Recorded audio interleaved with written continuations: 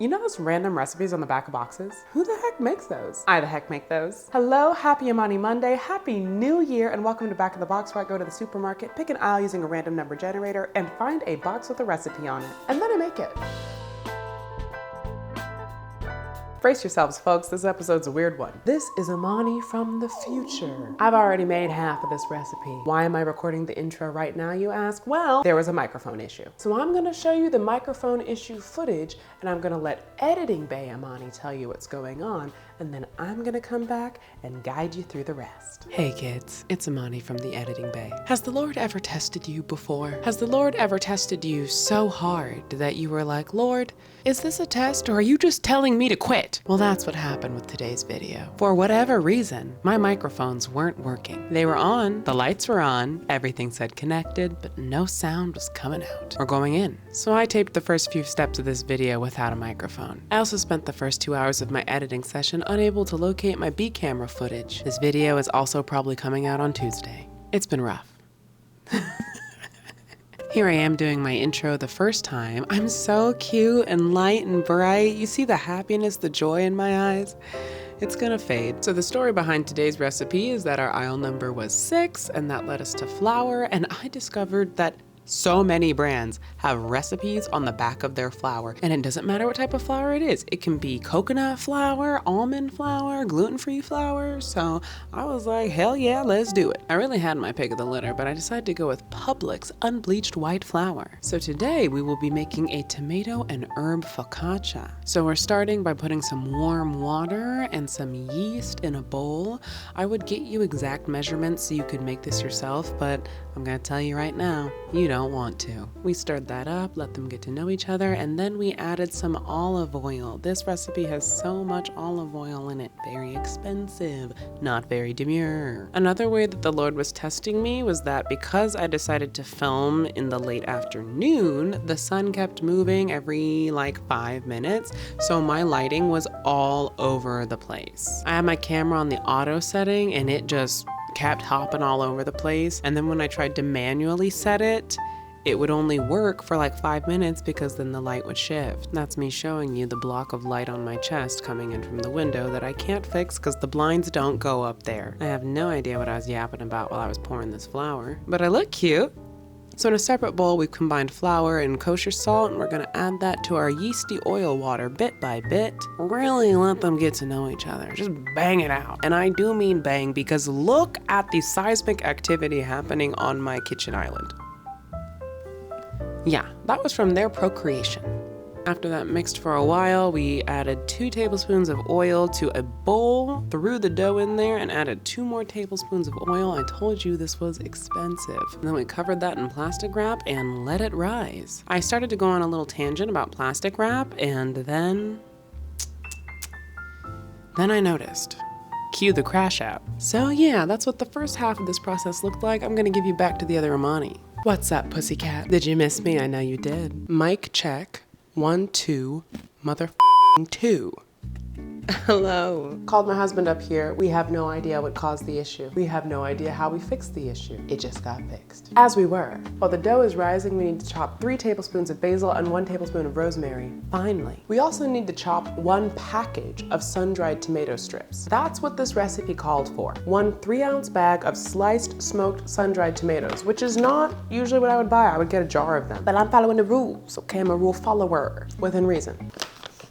Oh. The tomatoes have a recipe. Sun-dried tomato chickpea burgers. Oh my God. We're making these. As I was saying before Mike-gate, I don't know what we're gonna do about plastic wrap as we de-plastic our home. We're trying not to be, babe, you can walk, it's fine.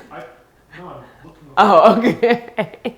Looks like you were tiptoeing. As we de-plastic our home, we want to make sure that we don't feel stressed or under all this pressure. So we've already set the standard that we are not going plastic free because all it's going to do is stress us out. We just want to have less plastic. My motto, not only for this journey, but for this entire year, is better, not perfect. So I am not going to lose sleep over the fact that I am not a perfect zero plastic household. I just want to be better than I was. Similarly, when I write, when I make movies, I'm not going to try and make a perfect movie. I mean, I am, I'm a Capricorn, but I'm going to tell myself that that is not the goal. The goal is just to be better than I was last time. So when it comes to plastic wrap, I don't know what we're gonna do in terms of getting rid of it altogether. If you have suggestions, please let me know. Only 1 tablespoon of rosemary seems a little light to me. All my girls who grow herbs, I got a question. How do you grow them year round? Do you keep them in pots and then like grow them outdoors during the warm months and then bring them indoors?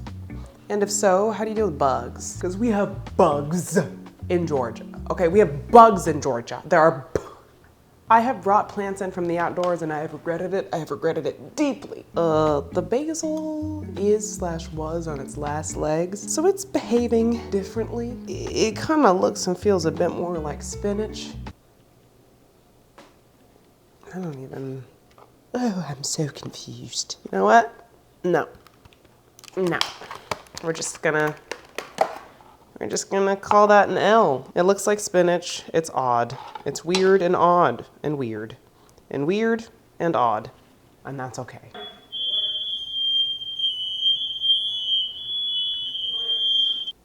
So the new fire alarms have been installed. So now we're supposed to coat a baking pan with 4 tablespoons of olive oil.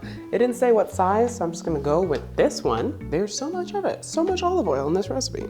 I'm not mad about it, even though it's a little expensive. But everything's expensive right now, literally everything. You know, I'm gonna hit it with one of these. Maybe I should get the thingy, the brush thingy, the thingy. This guy. That's helping. It's doing what we want it to do. Our dough has nearly doubled in size. She's looking very beautiful. Now we're supposed to transfer this to the sheet and gently pull it to the edges. Oh, it's warm.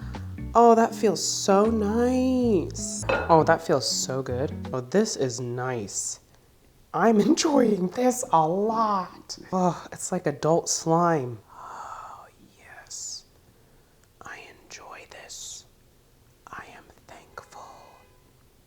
All right, we're gonna let this rest for 10 minutes and do it again. Hello, we're back. Second verse, same as the first. We're gonna pull this dough. It says evenly to the edge of the pan. It is responding better than it did earlier, so that rest time was truly necessary. Now that our dough is in place, we're supposed to dimple it with our thumbs. When I've seen people make focaccias, I've seen them use all their fingers, but we're following the recipe, we're following the rules. She is dimpled, she is Grace. Now we're gonna preheat the oven to 350 degrees. Sprinkle our herbs. See, this basil's being weird, this basil's being weird.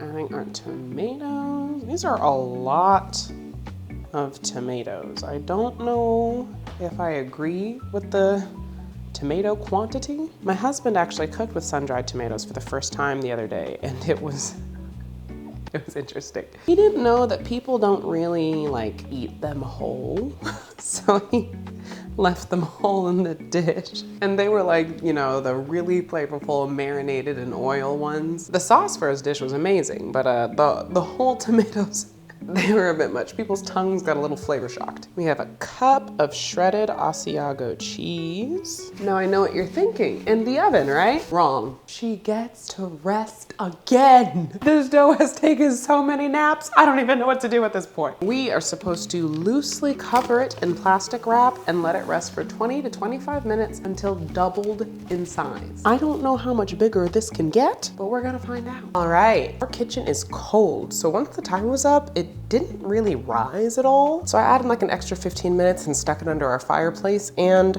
that seems to have helped. I don't know that I would say it's double the size, but it is definitely bigger in some areas than it was before, so we're just gonna take what we can. This is gonna bake at 350 for 25 to 28 minutes until it's golden, and I will see you when it comes out.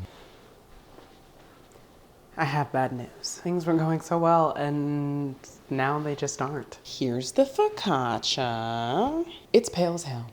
It's pale as hell. It said to let it cook until it was golden brown. So I put it in for the recommended amount of time. I checked it, it was pale as hell. I gave it some more time, still pale. Gave it some more time. I'm like, you gotta get brown, baby girl, you got to get brown. Turns out she does not got to get brown. I went to go check it again and I noticed that the freaking tomatoes were starting to blacken. I was like, I guess it's gotta come out, it's gotta come out. So I'm a little upset. It's not giving what it's supposed to be giving. I know what a focaccia is supposed to give. This is not giving it. It's not brown. The cheese did not melt. The tomatoes are burned, but we gotta see it through. So we're gonna top it with some olive oil and sprinkle it with half a teaspoon of kosher salt. Maybe this can fix it.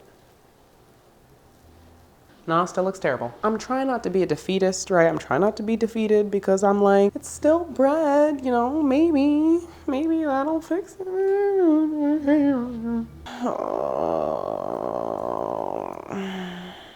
This has been one of the most eventful episodes for me. Highs, lows, high, and another low. Let's see what it ends on. Husband? It's time. He sounds too excited. Hey, baby. Hi. It does. It smells really good. Yeah, and I have no idea what it is, and it smells really good. I hope the smells aren't the only good thing about it. Oh, wow. So today we have a tomato and herb focaccia. Okay. It hasn't quite turned out the way one would. Oh. What is that? You mean these? Yeah. Those are slices of shredded Asiago cheese. Okay, I thought it might be cheese, but I was not sure. It is cheese. It smells great. Yes! It's got all the ingredients for something that should be tasty. If look is an ingredient, then it is missing one. All right, let's cut this. Here is our, oh, it's falling apart. Underside is completely pale. He sounded so excited and now he looks so nervous. It smelled so good. It does not look good. Hold on. Okay. Cheers. Ouch.